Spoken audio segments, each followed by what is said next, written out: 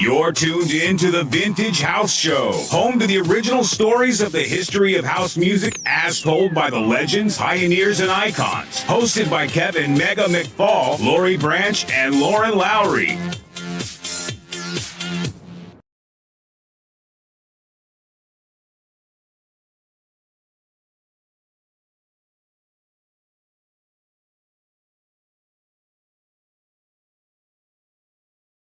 Right now, we're going to talk about activism and the fight to preserve Chicago's house history.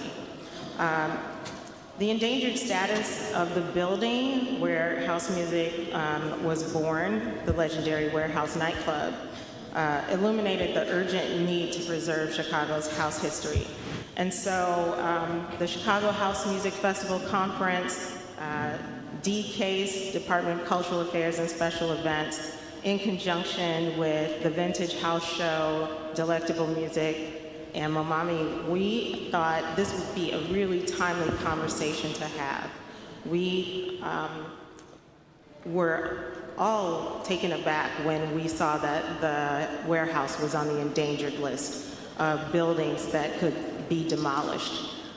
And so when that word got out, people went into action, and boy, we went into action. So this panel is going to talk to people who were integral in that effort of saving the warehouse, and you know, that intergenerational effort, because folks young and old were working on that. And we're going to talk about that as an example of ways in which community can come together to preserve house, but we're also going to talk about other ways that people are preserving house music and trying to live up to the ideals of house currently and going forward into the future, how to carry house through, right? So using the past to be a beacon and a way to live in today's society. So our moderator today is Dani Deahl. Yay. Yes, you can clap. Dani is a DJ, producer, and journalist. She's done a lot over the past few decades to really shape music. She is an expert on music technology and AI in music, and works for an amazing music tech company. And I just thought that Dani would be a great moderator to have this discussion. Dani is frequently moderating panels at South by Southwest, and she's a Chicago treasure, and I just wanted her to be a part of this. So thank you, Dani, for saying yes and being in town. She's frequently traveling, so that's, you know, a good thing. Our next guest is Max Chavez from Preservation Chicago. Okay, come on, we gotta get some energy in here, because I'm not feeling all that, okay? No, come on. We're here to celebrate house music this weekend, so we're starting here, and I want all this energy. Okay, so I'm gonna give you some energy too. Okay, Max Chavez is Director of Research and Special Projects at Preservation Chicago, where he focuses on elevating communities and architecture underrepresented by historic preservation. This room has a lot of sonics, so I'm normally around here, but you know, I hope you like that reverb. Okay, so he focuses on elevating communities and architecture underrepresented by historic preservation. He's a graduate of New York University and London's Historical and Sustainable Architecture program. He was also honored as a Mildred Colotney Diversity Scholar by the National Trust for Historic Preservation in 2019 and currently serves as the Docomono Chicago Board member. Thank you, Max Chavez, for being on our panel today. Okay, to the right of Max, we have Frederick Dunson. See, fan club. Okay, we're talking history here. Frederick is the founder, president, and executive director of the Frankie Knuckles Foundation, FKF for short. The Frankie Knuckles Foundation is a not-for-profit, educational, and cultural organization dedicated to the advancement of Frankie Knuckles' mission as the global ambassador of house music through media, conservation, and public events, continuing and supporting the causes he advocated. The FKF is a recognized 501c3 and focuses on these initiatives: music in schools, LGBTQ youth, homelessness, AIDS research, prevention, and diabetes research education. Welcome, Frederick Dunson. And our next panelist, Zora Murphy, AKA CTRLZORA, in the dance music world of Chicago, is a genderqueer music curator, singer, Black femme event collective called Hour 9, co-founder, and DJ coming out of the DIY scene of Chicago, aimed at contributing to keeping the electronica dance scene alive through house and techno, world music, and more. Zora pays homage to the history and liberation of music within communities of color across genres, and that's their central focus, alongside perpetuating the tradition of house music in its originator, Chicago, by Black and queer culture. So there's more that I can say. Zora has played venues like the Post Chicago, Pot La Chic, I don't know how you say that, Club, The Lodge, Celeste, the MCA, Smart Bar Metro, and Movement Detroit after parties. So give it up for Zora. More fans. So thank you all for being a part of this panel. I'm going to turn it over to Dani to talk to you about preserving house and the importance of it. Thank you, Darlene. As she mentioned, this panel is called Activism, the Fight to Preserve House's History. So I'm going to take a temperature check in the room. I'm pretty sure that everyone already knows the answer to this, but who's familiar with the Warehouse nightclub? All right, we've got maybe one or two hands that stayed down, so this is good. I assume if you're here, then you already know the Warehouse and its legacy and history and the story between its lineage and Frankie Knuckles. But for the few folks in the room that maybe don't know that history, I would like to give a brief overview about what it is that we're going to be talking about today and why it is so crucially important right now. So, Max, would you like to take absolutely. So for those not familiar, the Warehouse is a nightclub at 206 South Jefferson. It was built in the early 1900s as just an industrial building. It served an industrial purpose for decades and decades. In 1975, it was purchased by Robert Williams. 2 years later, it opened up as the Warehouse. It was sort of his answer to the, Chicago's answer to the, New York nightclubs. It was something to be on that level of nightlife. And he brought on Frankie Knuckles to be the resident DJ for that space. And, it's commonly attributed and generally understood that that is the birthplace of house music. It was open for 5 years, and just within 5 years, from the Warehouse, it spread through cassettes and eventually into records and went to people's homes, and eventually spread around the world, and house music becomes a phenomenon from this one single industrial building in the West Loop. So, an incredibly important space. It's very rare that you're able to find a single building that you can point to and say a genre of music was created here, it was birthed in this place. Maybe I can just talk about real quick the fact that we said it was endangered, and through a really wonderful campaign in which everybody really showed up in a big way, the building as of Wednesday afternoon is now an official Chicago landmark and protected for all time. I actually didn't know that it became a landmark. Wow. Okay. Can you speak a little bit about the journey to get there? And let's take a big step back. What does it actually mean when a building is marked as endangered?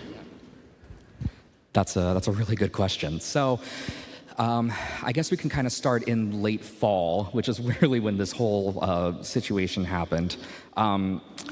We announced the building as being one of the most endangered sites in the city of Chicago earlier in March. This was because the building had been for sale, listed for sale, and the marketing materials described the building as being perfect for redevelopment, which is, in our code word is that they're going to try to demolish it.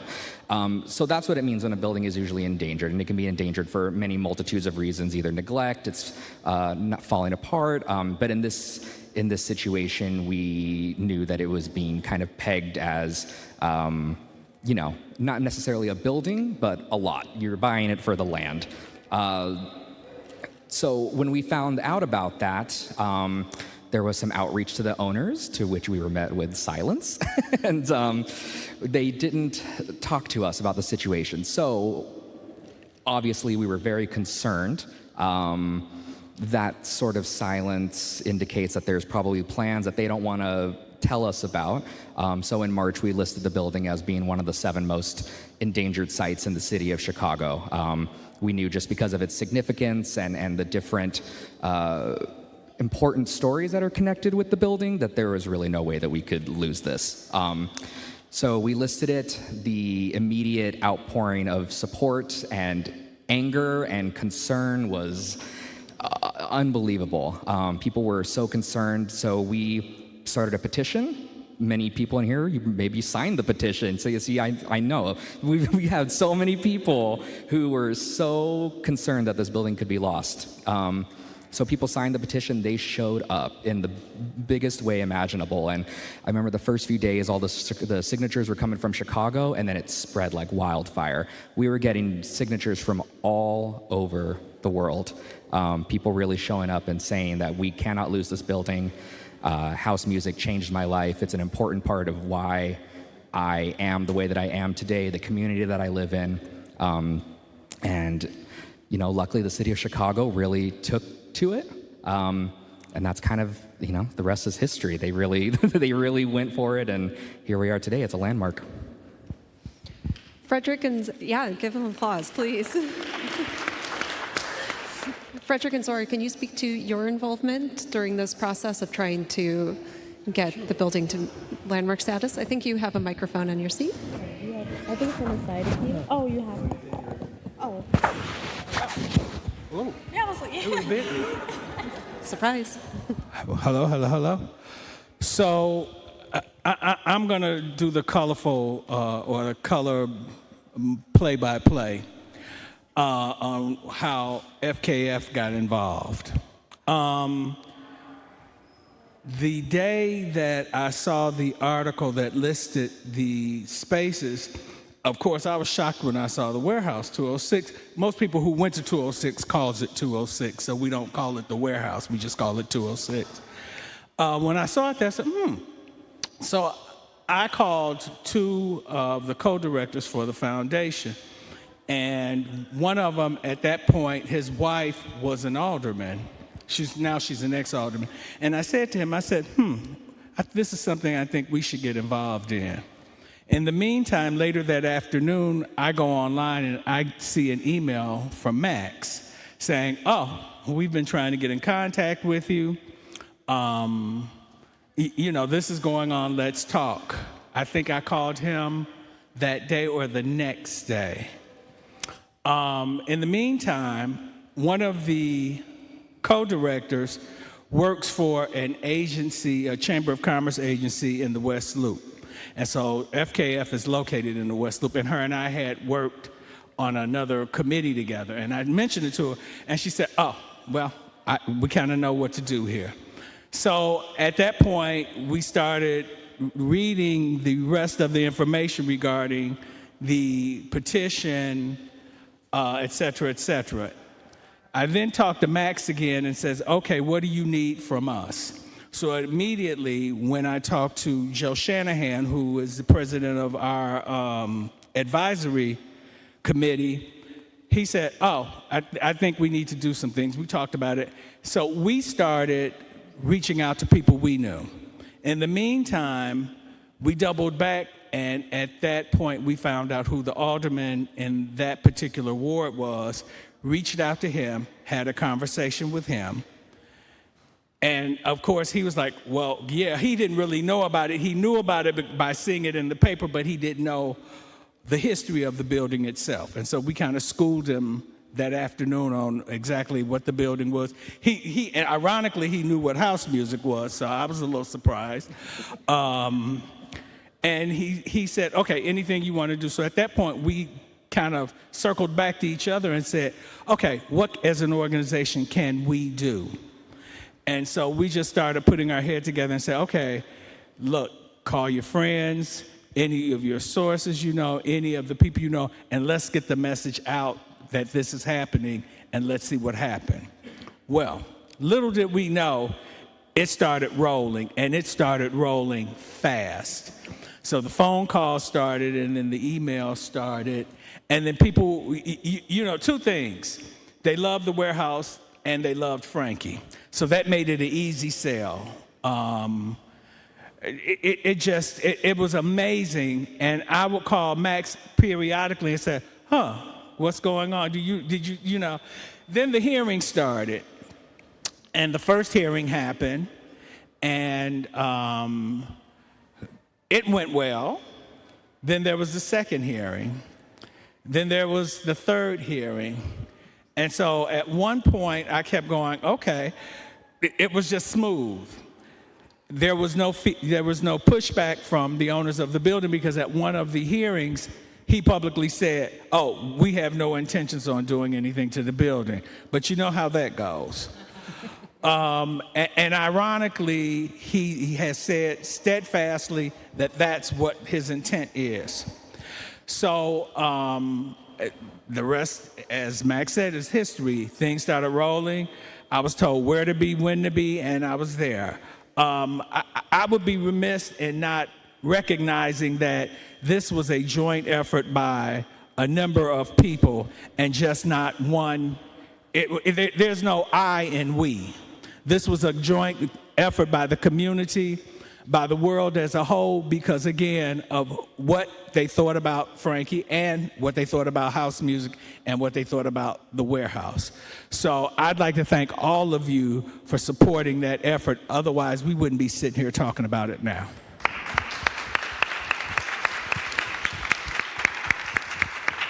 I think that's it.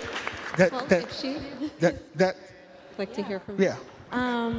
I think them above anyone probably have the best insight on how the warehouse was preserved, but I honestly do agree that it was a joint effort. I remember that I had seen the news first on Facebook and then on Instagram, and a lot of me and my peers who are also just current day DJs, we kind of just wanted to know what to do to help. I remember just trying to go to other people in organizations, or one of my close friends, Fingy, who's really close with Lady D.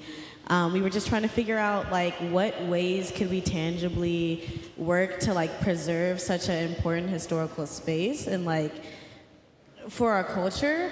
I remember it was just a little tricky because our first line of like attack was, of course, a petition. We've done petitions before and tried to like preserve other important spaces, but it kind of seemed like there wasn't much that we could directly do in terms of the places that we were trying to appeal to, like preservation, Chicago. We were all on the same side. Like we all wanted to collectively save the warehouse. So pretty much I did what I can do best, was just put the word out. I had a pretty big reach, and a lot of the current generational DJs were really close and we collaborated with each other. So I feel like our battlefield is definitely social media, because those posts were spread thousands of times. I included it in my Linktree, my Twitter. I'm a firm advocate of using just like your reach for something important or something tangible, and the warehouse was definitely something that I believed in and thought was extremely important. And I was so happy, and so many of my friends were just ecstatic. And I can imagine all of you, we were all just extremely happy to see that the warehouse was preserved, even though it kind of seemed like a little bit of a bleak situation. I got to talk with Robert Williams, about like the warehouse actually in front of it. And it was just kind of a really beautiful moment to just have like us being so many generations apart and him literally being a part of the origins of house and just like us kind of sharing that victory together. It was a very sweet moment. And thank y'all for holding it down. No, thank you. Thank you. Now, Frederick, according to you, this was all quite easy and everything passed through without a hitch, but I'm sure there were some moments behind the scenes where you ran into some road bumps. Can you talk about anything that Hiccups in the road. hiccups in the road? So those hiccups are from people who, for lack of, those hiccups are from people who really don't understand. You know, it's really funny. Sometimes people will tell you that they mean you well, and in essence, they really don't because of something that is happening that's not concerning them, and they're not involved in it. It's a strange paradox of life, but it's the truth. And so some people would be like, and I'm like, okay, yes or no. Now, ironically, the Europeans and the Asians, when they got a hold of this, they were like, oh, what else can we do? What else, you know, besides, is there something else we can do? And at that point, we didn't know, we being Preservation Chicago and FKF, didn't know what was going to happen. Well, we didn't have any, like I said, pushback, so that made it easy. But as far as everything else went, it really was easy, I have to admit. It really was. There were some moments that, you know, I kind of went, okay. It was just it seemed things was just kind of going at a snail's pace, and then all of a sudden it would speed up, and then it slowed down, and then toward the end it slowed, and then it went really fast. I mean, it was less than 2 minutes by the time Alderman Carlos Ramirez Rosa read. By the time he read it, it was like a bat of an eye, and I'm sitting next to Mac, and I'm going, okay, we thought, in my mind, that this was going to be pomp and circumstance. There was going to be all of these questions, and there was going to be people making statements. That happened the day before the full council in the zoning committee, and it really was touching, that particular hearing. But other than that, it was really a smooth ride, I have to admit. That's amazing. And all of you have talked at some point about how activism requires building coalitions and partnerships. Can you talk about some of the communities that you brought together in order to make this effort successful? And how did you go about it?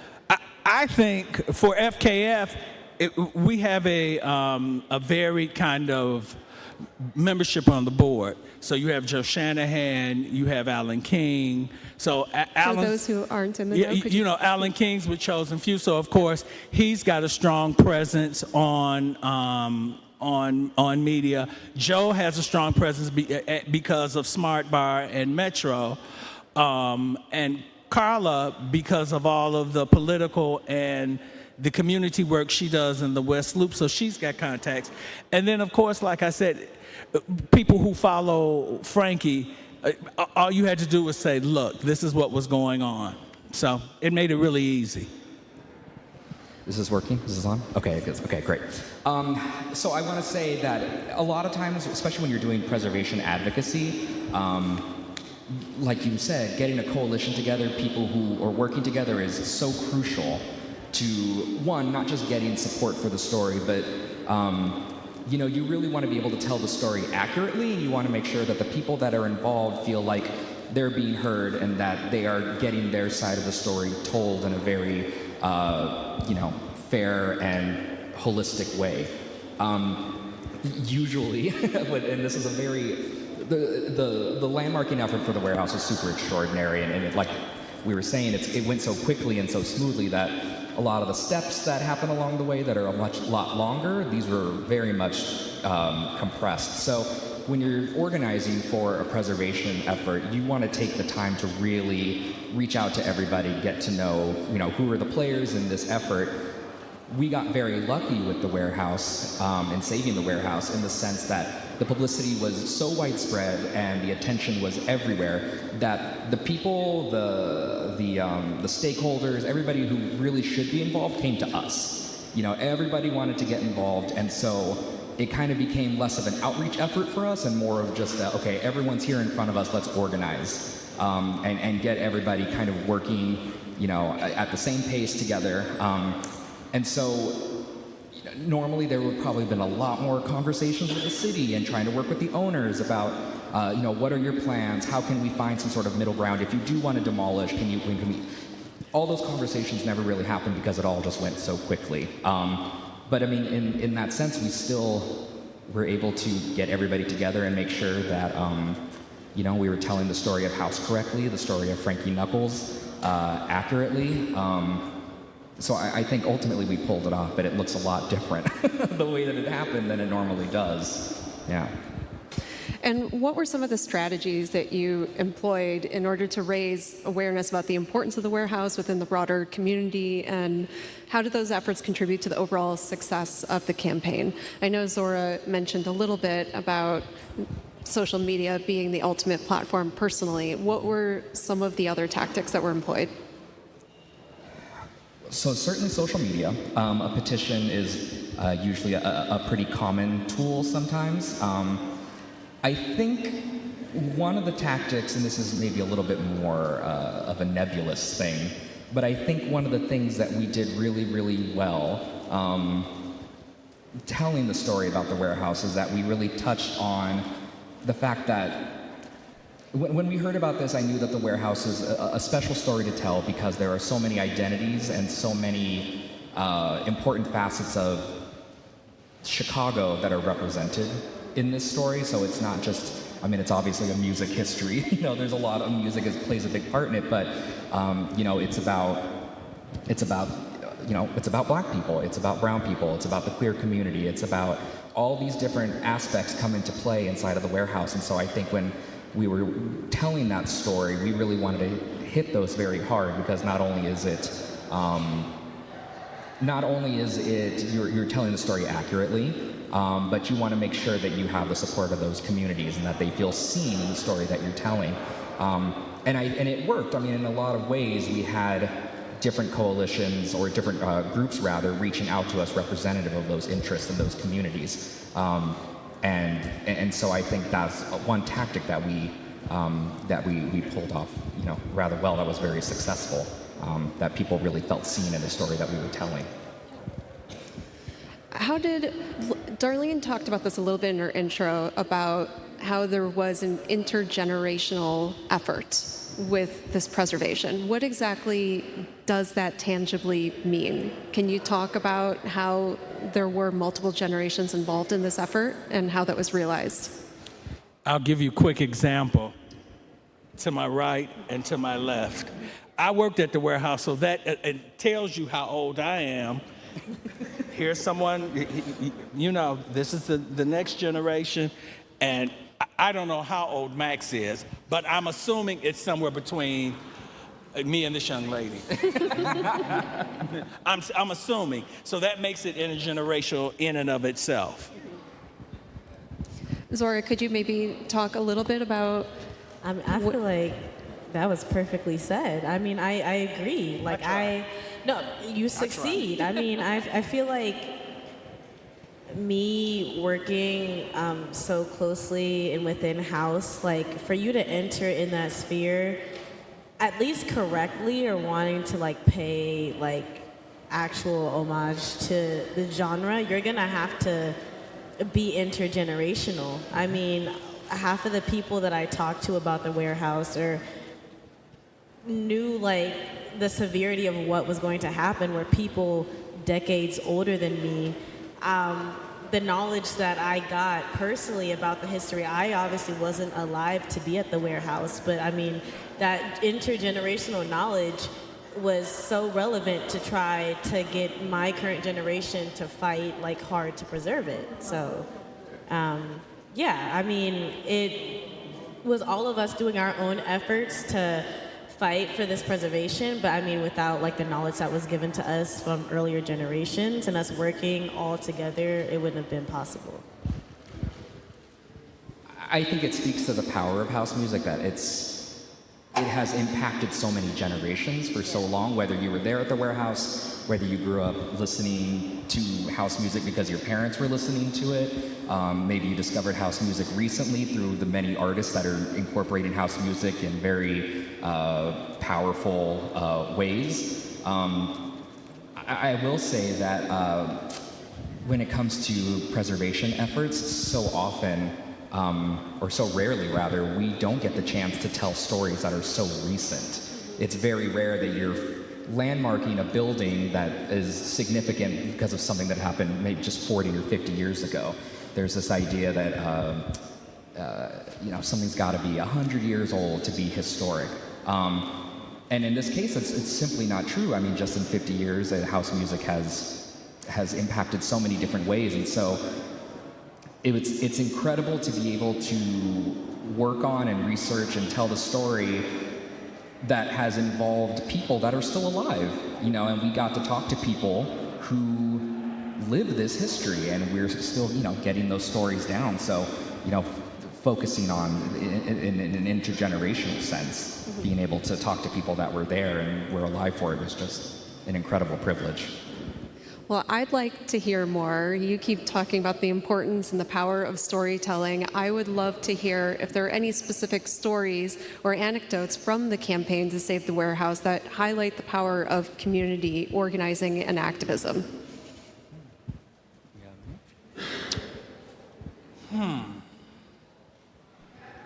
I think I think when it comes to how do I want to say this? I think because of the culture of, or the nature of the beast of what that club represented, people were compelled to do something. I think it's just the way that they were brought up at the time. It's just became second nature. Yeah, I mean, there's too many stories to be told. Hi, Robert. Ladies and gentlemen, Robert Williams.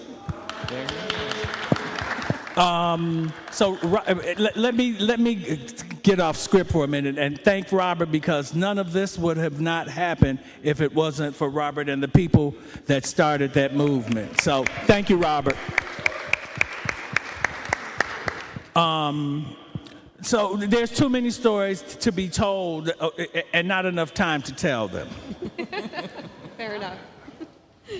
So the building, the warehouse, is not only historically significant for its association with house music, but also for the architectural and its cultural importance.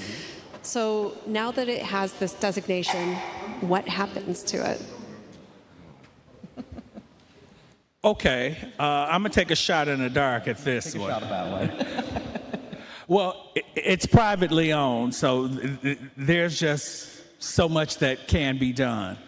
The city has indicated what or I should say, one particular branch of the city has indicated of what they thought should be done. So now that the approval and the designation is there, those conversations can begin on what should happen, how it should happen, what can be done, because you remember that building is privately owned and the owners have a right to say, we don't want any of that foolishness in front of us. I mean, they have that right. And there's a law school across the street. So you got to be mindful of what the neighborhood and what the neighbors will and won't allow. It's a question that we've received a lot recently about what do you think should happen to the building. And again, like Frederick said, it's privately owned, so as of right now, the question of what could happen to it isn't really one that any of us can answer.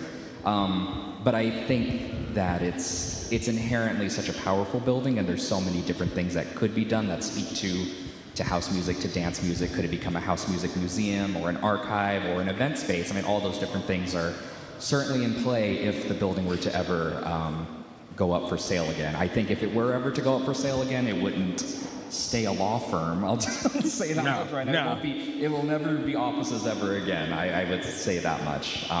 There's too much just magic about the building, and at the very least, in its current form, I hope that it can become a mecca for people. And now that people know that the building really exists, it can be a place for folks to come visit and pay their respects to the building, and be in that place where this was created. It's funny when the landmark designation journey took a life of its own. So, of course, there were people coming out of the woodworks. And the one thing I constantly said was that we, the people who went to that space, felt that it was our mecca. So it's funny that you say that same word, because that's the way we looked at it. I mean, we thought about it every weekend.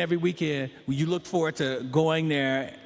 And regardless of what was going on, because there's always something going on, there was always maybe a theme or not, but just the fact that you had a space that was safe, that you could go to, and you see like-minded people, and you'd hear some really great music. So I want to move this last portion into the activism part of the conversation. What are some practical actions that individuals can take to contribute to the preservation and archiving of Chicago's house history beyond this fight for the warehouse? So you asked earlier about roadblocks and things that were kind of difficult in the effort. I'll say one of the things that was a little bit trickier is that when we were announcing the building as one of the 7 most endangered sites in Chicago, what we normally do is we'll write up a pretty lengthy kind of history about every site that's on our list. And a lot of the buildings that we've covered in the past, they tend to have, if not at least like a long history about the building itself. There's a famous architect that we can pull from and get a lot of history there. There's usually a lot of resources. And when it comes to trying to research the story about house music, there are books written, but there's not like one central source you can go to. There's not a house archive or anything like that. And so I think moving forward, when we're looking at how do we preserve house history and all of that, it's, we've saved the building now, the brick and mortar is there, but now it's really about trying to contain these stories somewhere, and whether that looks like recording oral histories of people who were there, of the people who were in that space, who made the decisions and were creating the music. That's one part of it. Getting those photos. A lot of these photos are just sitting in people's personal collections at home. They're in photo albums. They're in a box in the garage, and we wish we could have seen more of those photos when we were doing this process. There's only so many out there, and I'm sure that they tell a whole other story that we haven't even known about. Even just the physical records and the tapes and all that. I mean, that's all part of that story. So, these things are not as tangible as a building, but they're just as important and just as crucial to how we tell the story of house music. And the ideal that has been constantly going through my head through the conversation of, even some years ago, before this even happened, I would always drive by the building and go, what if? So in talking to one of the commissioners in the city, I said to him, what about an interactive kiosk that would contain music as well as some sort of video, so that people, when they go by there, they could press, they could look at, it gives them something more than just a plaque. And at one of the hearings, he said, yeah, well, I think the city needs to do more than just a plaque. So I want to keep him on his word about that. And from an individual point of view, what could somebody do to engage in helping to preserve this legacy? It's hard to say. As Max said, it's hard. We can't assume, we can't think, we can't even predict what may happen until the powers that be says, oh, okay, here's our ideal, and we work with the community at large and say, this is what we think should happen, or a recommendation, because aesthetically it's got to make sense to that neighborhood and that building, because the owners, again, may not want a whole lot of traffic because they're running their business there day in, day out. I think if there's maybe one concrete step that could come to mind, if you are interested in trying to work towards preserving house history and this legacy, is, feel free to reach out to Preservation Chicago, or I don't want to put you up for it, but Frankie Knuckles Foundation too. I mean, share with us the stories, the photos that you have, the materials. I mean, we would love to be able to document all of these things and archive them in some way or digitize them. I mean, it's one thing to have it in your home and know that it's safe, but to have it in a place where other people can access it, we can work towards that goal of having all of these places somewhere central, somewhere safe, that these stories are protected forever. Anybody is one heartbeat away from losing any of these materials, and they never are seen again. So it's important to keep those things and think of it as a very tangible product that you can save. And Zora, how do you feel that you contribute, and what would you recommend to other people? I just wanted to comment that I just wanted to touch back base. I feel like a lot of people were just up in air about like what should happen to the warehouse. And obviously with the building owners in mind, I feel like the initial thought that I had, and a lot of people did, was just to make it a memoriam in some type of way, make it a museum, or the kiosk idea I think is actually beautiful. I think that would be an amazing way, but like said earlier, we don't really know what's going to be able, but I definitely wanted to just emphasize that I think that that's a beautiful idea. But I think personally, what I do to keep like the preservation of house music alive is, I just feel like during the entire trajectory of me wanting to be a DJ and contribute to the culture was just through me growing up and becoming just infatuated by the culture, because the remnants of it is just consistently alive through like those older than me around Chicago. There's always stories of just like the spaces that house music created. I feel like it's just extremely important, just this generationally now.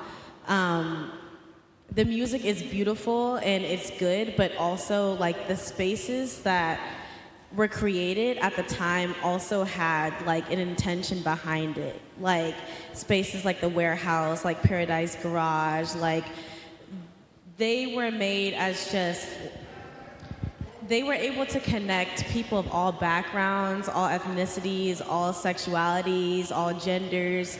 There was a common bridge between everyone, and that was the music. It was a safe space. It negated violence. It was a communal place for healing. It was a communal place for liberation, to get your feelings out. House music was extremely, saved so many people's lives. It saved my father's life. It saved my life, honestly. So I think it's just really important, and I feel like a lot of the people that I collaborate with now, in like the DJ spheres and just kind of like where the culture of it is going, it's just really making an emphasis on just like intentionality of the spaces that we create, like being sure to highlight the culture behind the music and not just have events and keep the tradition going without like the actual tradition of it. So I just think that that's extremely important. Whenever I get any chance to just nod back to it, like emphasize that like house music came from queer people, black people, marginalized people, like I think that's just so important to say every single time, because without that story, without that narrative, like house music would not be house music. I want to pull on that thread just a little bit more. How can you are obviously the most engaged, but how do we engage younger generations at large to appreciate and carry forward this important heritage? How do we make everyone like you? Wait, how do we make everyone like me? The level of... No. Yeah. Oh, I mean... That's not hard to do either. Oh, I mean, I get it. Okay. That's a good question.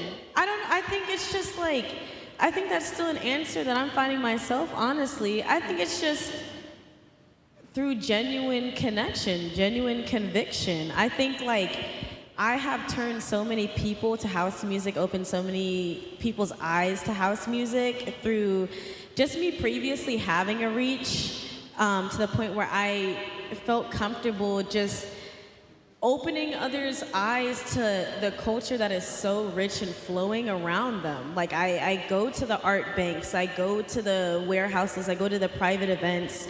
I take the time to try to talk with the DJs generations older than me, the curators generations older than me.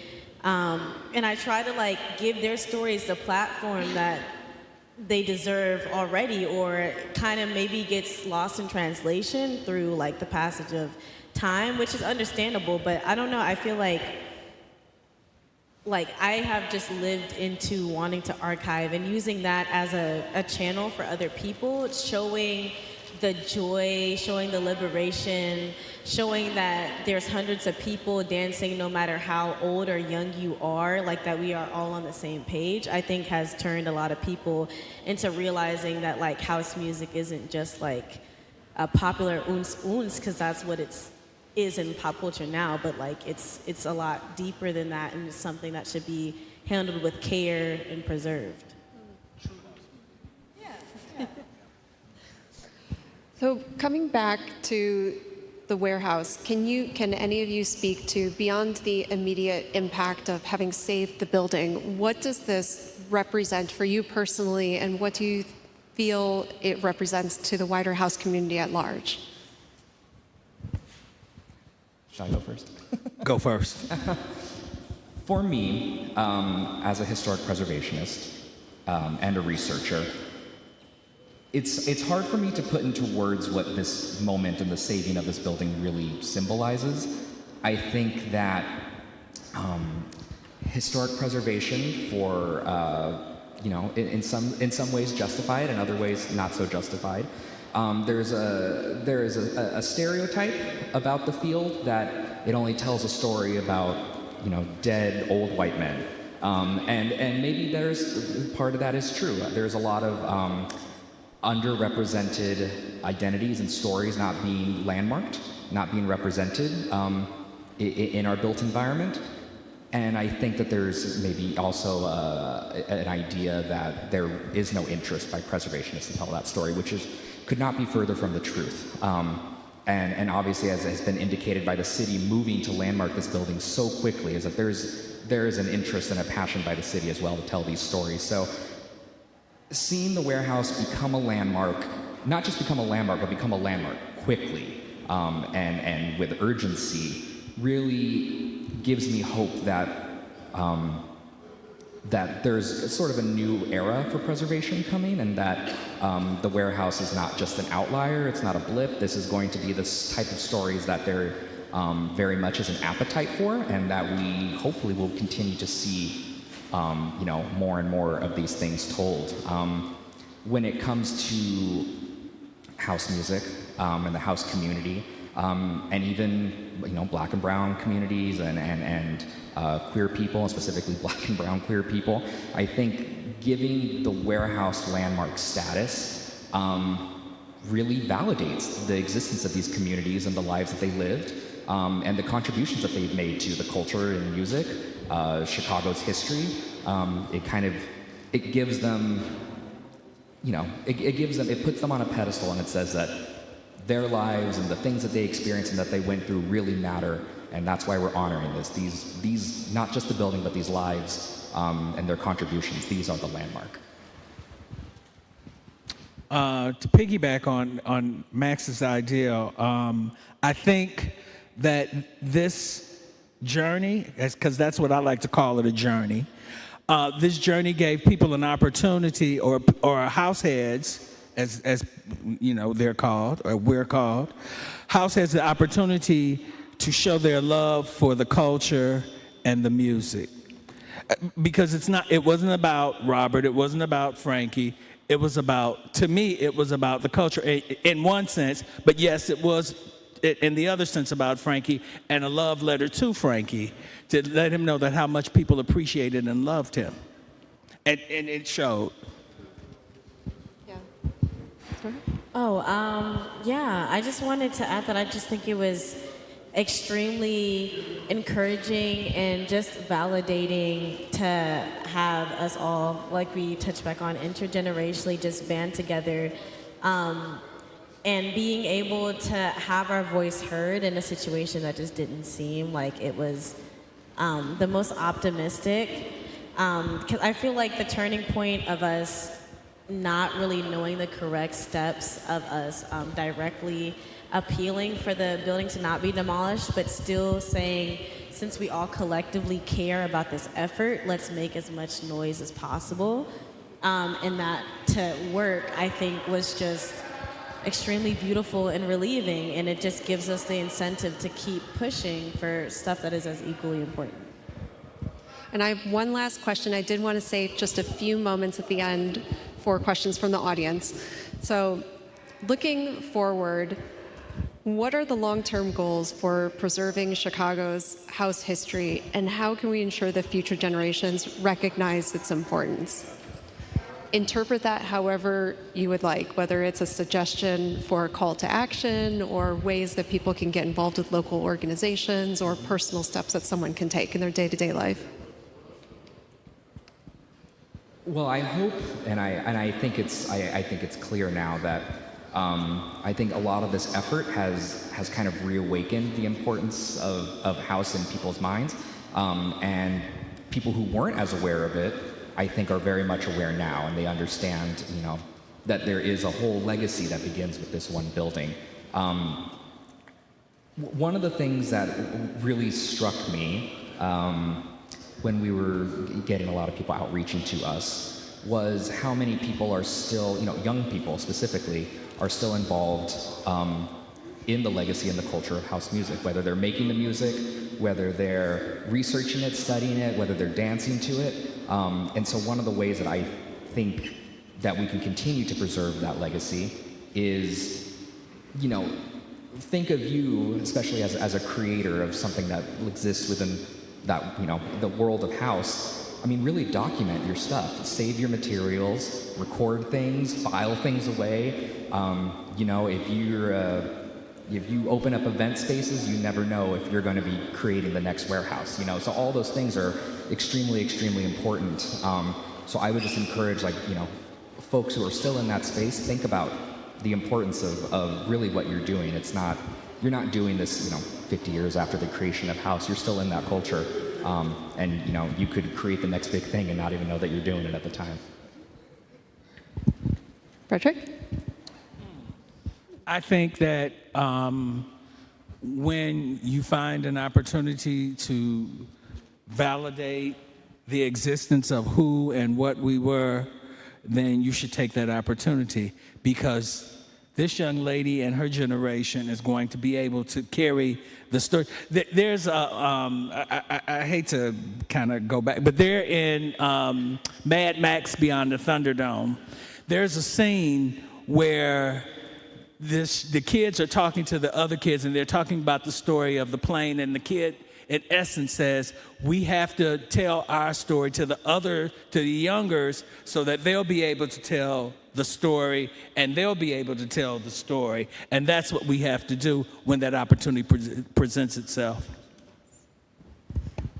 And last thoughts?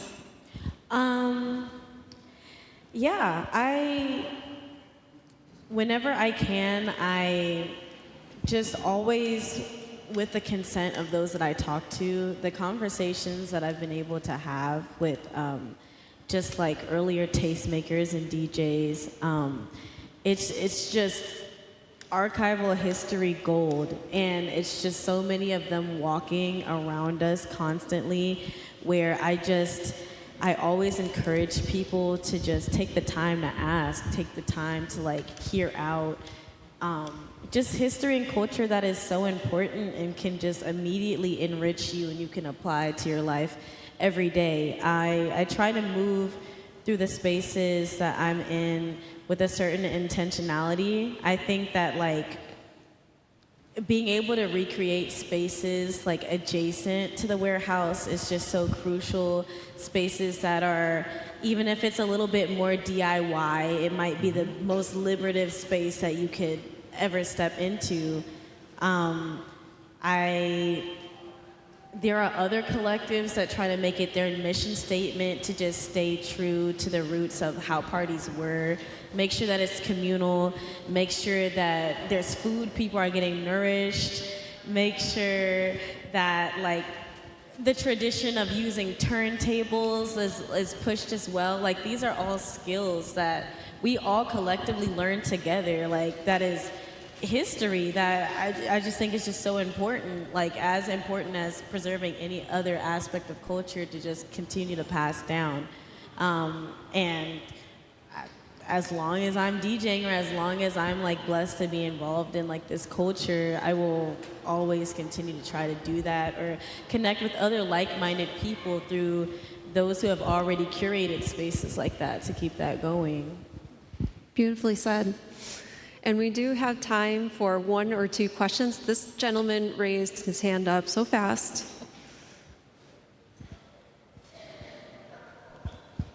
You can, here.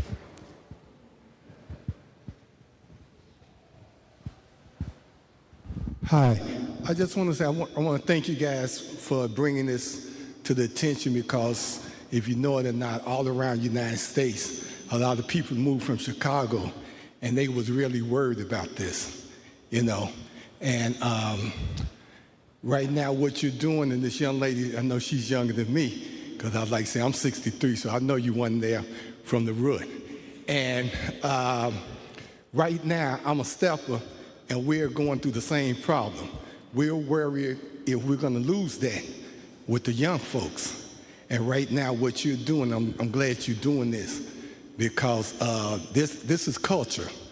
You know, it's culture. And so we are really concerned that we're going to lose this, though. But I am glad that you're doing this. Power plant. The first time I heard it, it was at Den1 in Old Town.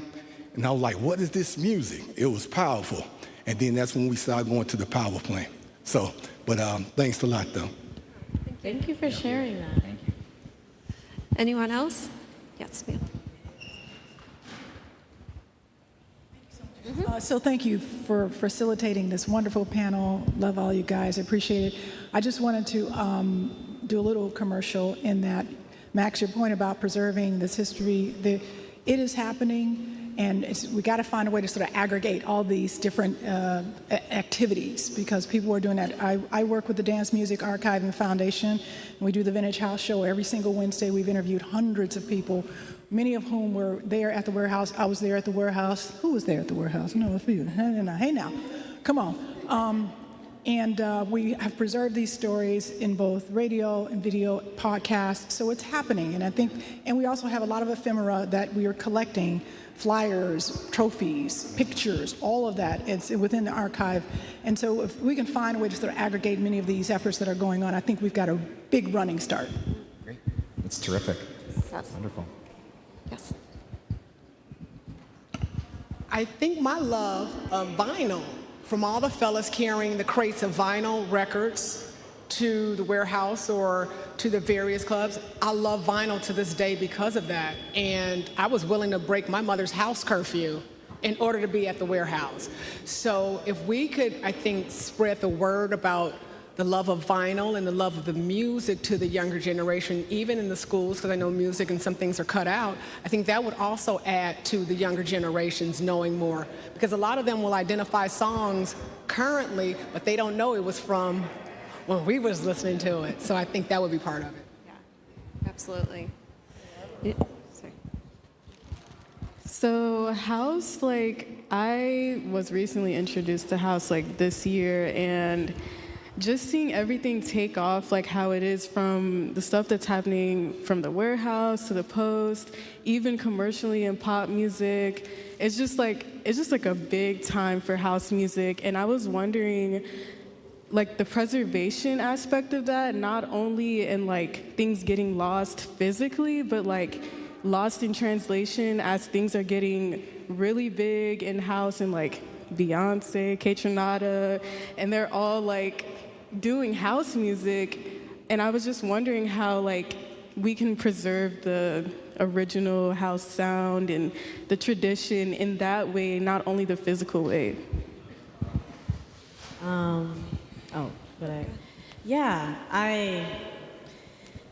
It's interesting because I remember when I was like describing the feeling and the community that like house gives, I was correctly corrected.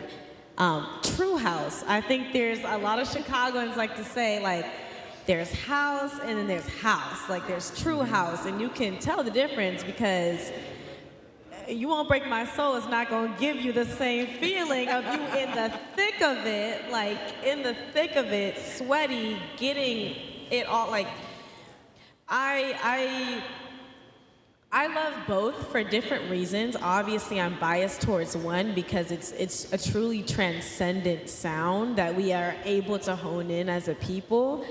But I feel like a way that I have at least been able to integrate that more so. Originally, I was always spinning, I guess, like original or like more archival house, and then like blending that in with like new reiterations, because they all are reiterations at this point. But like just playing with older people, playing with the DJs who are honestly like mentors, or just like, I'm trying to think of a good word, but just like people that I look up to, just like for their production and like their contribution to house. Like they are still alive, they are still spinning, and I feel like a lot of like, I guess, current tastemakers, they don't take the time to just coordinate. Like house music is truly a collaborative effort. Like for you to have an entire night until whatever AM in the morning, you can't hold that all down by yourself. Like you need to collaborate. You like the sets that are before and after you, they all are in a conversation with each other. And I feel like the best sets that I've ever had that have pushed me, that I really felt like, that I've really felt like Deg, like I feel like I have been able to hone into this, was the ones that I've done with DJs that have spun generations before me, who are the direct line of access to that point of music, because they're still very much here. Yeah. Amazing. And we are out of time, but I know, right? A whole hour passed. Thank you so much to all of you for showing up. Please give it up to our wonderful panelists.